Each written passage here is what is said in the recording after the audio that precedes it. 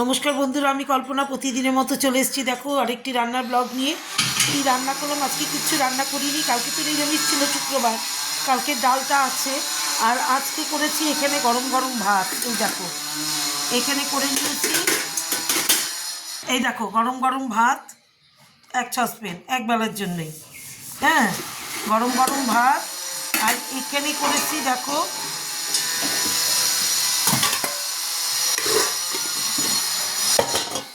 এই যে ভাজা আলু বিট গাজর দিয়ে ভাজা করেছি। আলু আর বিট গাজর ভাজা করেছি।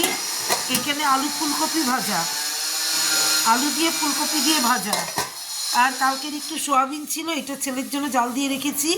ও তো সোয়াবিনটা পছন্দ করে, জাল দিয়ে রেখেছি। আর এখানে হচ্ছে বাটা মাছের ঝাল, মানে টমেটো দিয়ে, বাটা মাছ দিয়ে টমেটো দিয়ে টক ঝাল যেটা বলে। তাহলে আজকে আমার মেনুগুলো হচ্ছে গরম গরম ভাত, সাদা ভাত। এখানে দেখো গরম গরম সাদা ভাত। আর এখানে করেছি আলু বিট গাজর ভাজা। আর এখানে হচ্ছে আলু ফুলকপি ভাজা। আর এখানে কালকে একটু সোয়াবিন ছিল।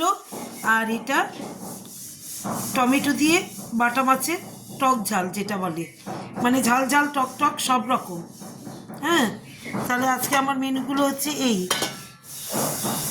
কি করব বলো?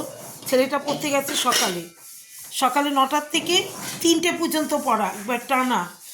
এবার ও না খেয়ে গেছে, এবার ওকে রেখে কি খাওয়া যায় বলো তো? হ্যাঁ, ও খেতে পড়তে গেছে, পড়ে আসবে 3টের সময় পড়া, 3টে সোয়া 3টে পড়া শেষ হবে স্যারের কাছে। তারপরে ও বাড়িতে আস্তে আস্তে 4:45 4টে হবে, তারপরে ভাত খাবো।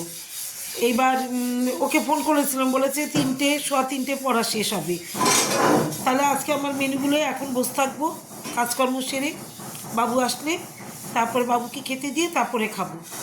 তাহলে শুভ দুপুর, সবাই ভালো থেকো, সুস্থ থেকো, টাটা।